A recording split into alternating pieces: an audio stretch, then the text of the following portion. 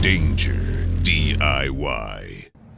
Hey there YouTube, and welcome back to the channel. Today I'm going to be installing this pump on my pool, and so the old pump finally gave up the ghost, and it's time to put on a new pump. And so I'm going to try something a little bit different this time. It's a Bomgie 2.2 horsepower pump that I picked up from Amazon over the holiday weekend. So I got a little bit of a good deal on it. I'll put that price down in the notes, as well as the link to the product, so that you can go over and grab one if you'd like. Also, I'll put the current price up there as well. I don't know if I got a phenomenal deal, an amazing deal, or just a weekend price, slight discount. So we'll see when I go look it up and put all that in there. The pump is 2.2 horsepower versus the 2 horsepower pump that the other one's rated at, but that other pump is still available, and I will put a link somewhere on the screen here so you can go and watch that video, because that pump still is available. It's still a good value, and it did me well. And so the only reason why I'm trying this one out is it has a few features to it that I like a little bit better, and also I wanted to make a video on how to install it for anybody out there looking to do that. I'll just do a quick run through on what came in the box, and we'll get into the install. The pump itself comes with a warranty card, a manual. It says it comes with a 24-month warranty, even though I couldn't find that on the Amazon site, but maybe I just missed it. It says it's a 2.2 horsepower pump. It's model number SPX2204TN. I also notice these are serialized, which is kind of cool. I didn't think there's a serial number on the other pump that I had. Here's the box for that pump. And it comes with both 2-inch adapters and 1.5-inch adapters for connecting up to whatever plumbing you have on your pool. One other thing I thought was really cool, so the O-ring for this, but it doesn't need to be on there right now, but definitely don't forget it, is it comes with a wrench for opening and closing this. Now that's not that big of a deal, but it can actually save you a little bit of hassle when opening and closing this if you need to do that. The other nice thing is this can store right here with it, or you can take it off and put it somewhere that you can't find when you absolutely need it. Your choice on that. But it comes really well packed. It arrived without any damage or anything on it like that. Has a little note for the bonding wire. And one of the cool things is the wires are ready to install without you having to run additional wiring or opening up the back here to get in and install wiring on it. The other thing that's really cool is it tells you what the wiring is right here. And so that is really nice to see that they're doing that. Now I'll go over the wiring as well and show you how I'm hooking it up, but literally it's going to be green wire to green wire, white wire to white wire, and black wire to black wire, and that will be that. Now if I have 2 black wires for some reason, it'll just be black to white, black to black, but those 2 110 lines are exactly the same as far as hooking up for 220 volts. Anyway, let's get this thing started, and we'll see how this new pump works out. And hopefully I'll never need that 24-month warranty, but it's nice to know that it's there. So anytime anybody who's run into a pump failure without having an extra pump ready to install right away, definitely recognizes this over here, the green water. That's a big plus in not getting this thing completely dark green, just because it has been nice and cool, and has not been anything that has caused the thing to turn like super algae green. So I've been putting some chlorine in it though, trying to make sure it stays good to go. But as soon as I get the new pump installed, I'm expecting this to clear right up within a day or two and be good to go. If you have any questions about any of this stuff, feel free to drop me a comment. I've been really good over the last few years getting back to people quickly on things. If it's something that I didn't do on this video, I may not know the answer. I'll let you know though if that's the case, and try to refer you to some place where you can get the answer that you need. Anyway, thanks a lot for tuning into the channel, and if you're not a subscriber, please do subscribe to the channel. And if you like this video, please give it a thumbs up. If you don't like the video and you'd like to give it a thumbs up anyway for me, I really appreciate it. It does help the algorithm, and I am trying to get my watch hours up as well. So before we get started, we always want to make sure the power's off. And so right here I have the pool pump, and it's already in the off position. And it was already off because the pool pump actually was humming, and so I had to turn it off to keep it from humming. So I already know it's off, but I'm just going back to check it to make sure it's off. Now the second thing I would do is I'd recommend checking with a multimeter. Working on electricity is dangerous, and not disconnecting power before working on electrical wiring could lead to serious injury or death. Disconnect all power from the lines and double check to make sure they are off with a multimeter. If you are unsure about working with electricity, hire a licensed electrician to complete the wiring. So before you disconnect your old pump, you're going to make sure all the valves are shut so that the water doesn't start spewing out if your pool is above your pool equipment grade, which mine definitely is. All of my connections here are just hand tight, but if yours are tighter than hand tight, you may need to use like a pipe wrench to open this up or to get it started. Basically, you're just going to remove all of the connections to this and the electricity and remove this old pump. So unfortunately for me, the change out on pool pump also came with a change out in plumbing. And so I used to have in a smaller pipe. I went ahead and reinstalled this one already using a 2-inch union cemented, and then 2-inch pipe, and then a 2-inch 90-degree as well that goes into it. Now, to make this one easier, I just placed the pump where it ended up, but the second one has to be a precision measure. And so the way you're going to do that is you're going to figure out where that joint is there, and you're going to actually measure to it. And it's going to be almost exactly to there, to where the thing is. All that's going to be there extra is the little tiny piece of plastic that's going over, which this almost sits flush on. So it's going to add in just that little bitty bit that you see there, and that is about it. So this should be a perfect fit, maybe a millimeter or two too long. We'll have to see. Hopefully it's not, because if it is, I'll have to cut it. So I'm going to dry fit it and see if it fits, and as long as it dry fits, then I'll go ahead and take it apart and cement it.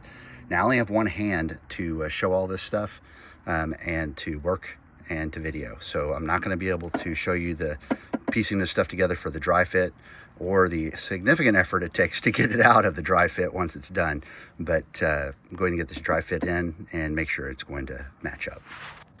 So everything's fit up and measured properly here, and so now I've got a 2-inch supply line here, which is actually going to provide a better flow of water because it was 1.5 inches before.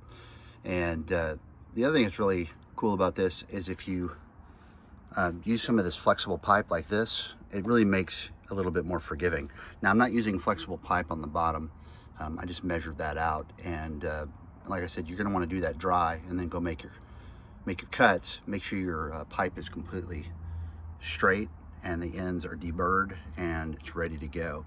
Now I also added in on the O-rings some silicone lubrifilm, and I do recommend putting that on all your O-rings that you're putting on everything.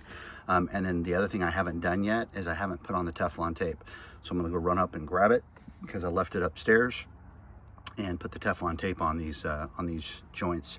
And I just hand tight all this stuff on, and that's all it needs. If it's leaking, it's not tighter that you need to be, it's alignment issues typically. So if you're running leakage here or here, make sure you put the O-ring in, number one, and number two, make sure that it's make sure that you have the Teflon tape in. Let's see if I can get this off, because I used both hands to put it on. Now I'm gonna have to use both hands to take it back off. But I'll show you the O-ring here in a second where that goes on here. It's a little groove that is in the end there. In fact, I'll just show you on this one. It's a little groove like that, and the O-ring's gonna go right in that channel. And you're gonna put some silicone grease on that as well.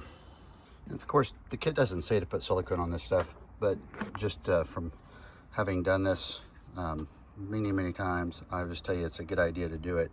And again, this is a two-handed job, but really all I'm going to be doing is taking some silicone like this and rubbing it between these two fingers like that, and then pulling that around. That's been now lubricated all the way around with the silicone grease, and you can see there's not a lot of it sticking off of there. And really all you're doing is getting a light coating on it to help preserve it. Keep it nice and keep it from getting brittle or tearing. Now I'm going to go ahead and put it on. I'm going to need both hands for that as well. When you're putting this on, you're going to want to go ahead and make sure it's in the bead all the way around. You can just go around and push on it all the way around and make sure it's in there. And if there's any excess silicone silicone lubricant.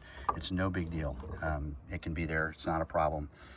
It actually will protect anything it's touching here. It's not going to destroy it. Anyway, let's go ahead and put this back on the top because it's ready to go.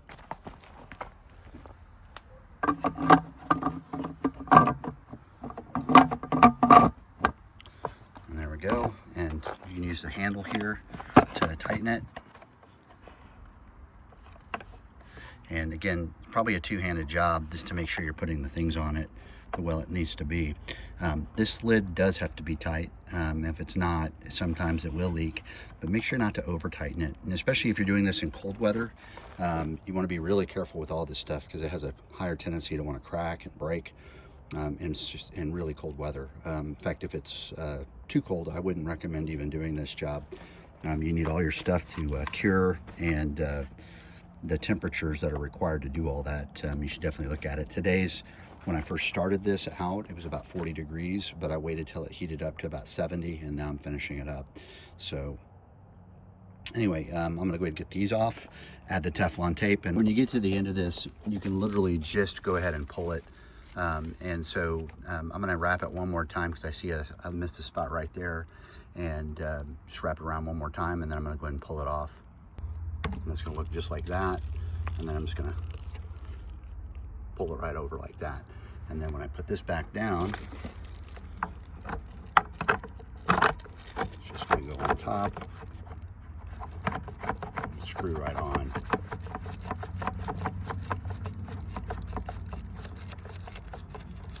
And of course I'm gonna use both hands to hand tighten it, but that's gonna take care of that. And that's gonna be a solid fitting, it shouldn't leak.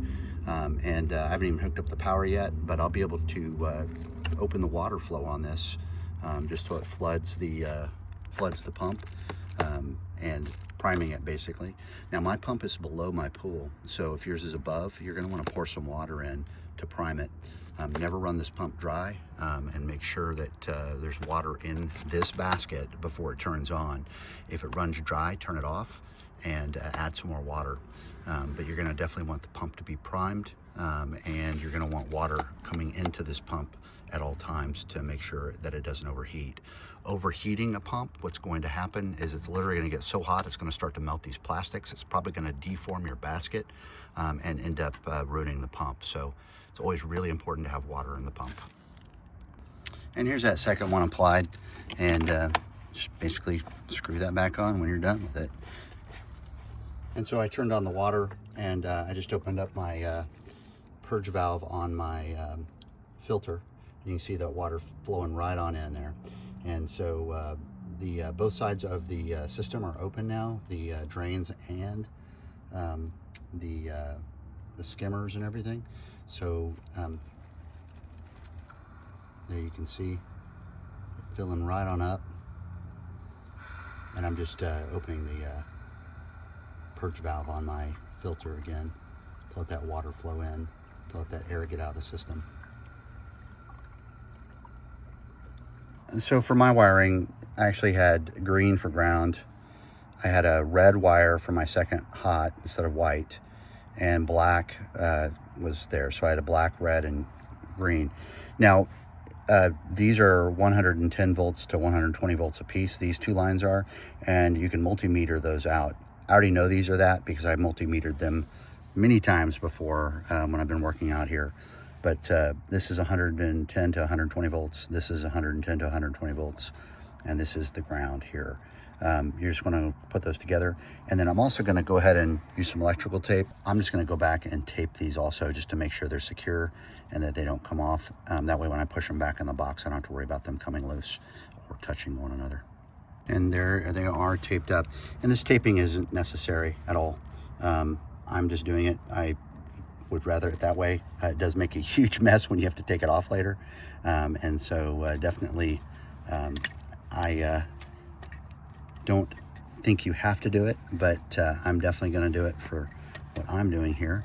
And anyway, that's how I'm gonna do it. I'm gonna push all this back in, put the lid on it, put the thing over the top. I'm gonna take out some of this slack here as well by just pulling this out here, and that'll take care of it. Then we'll be ready to turn it on and make sure everything works. So everything's set up. When you connect power to this, it's not going to turn on. You have to use the switch still. And whichever you set the timer to, it says to start this at 10 p.m. and run it for 10 hours every day. And so what you do is you have to wait until 10 p.m. to turn it on the first time for it to turn on at 10 p.m. every day. So basically it looks like it's a 24-hour clock in here, and whenever you start it is where it's going to start. And so if you start it at 2 p.m., it's going to start at 2 p.m. every day. If you start it at 6 p.m., it'll start at 6 p.m. and so forth. But this is working well, and we can go ahead and turn it on. And since I'm going to be trying to get rid of that greenness, I'm going to run it for just a little bit longer than normal to start off with. And there you go, you can see it running. And pretty quiet actually. It may sound louder on YouTube, but it's pretty quiet for me when I'm standing here.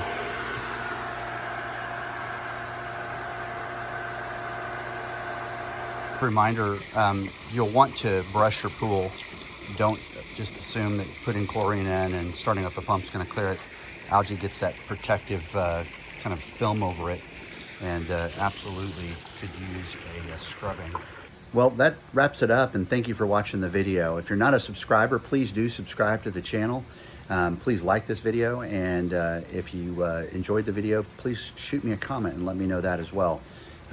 If you have an opportunity to go watch some of my other videos, I'd appreciate that as well. I'm trying to get my watch time up just a little bit, and anything you can do to help me with that, I'd really do appreciate it. Hope you all have a great day, and hope this video helps you get your pool pump set up and your pool just a little bit better than it was before. Danger DIY. Like, subscribe, and turn on notifications.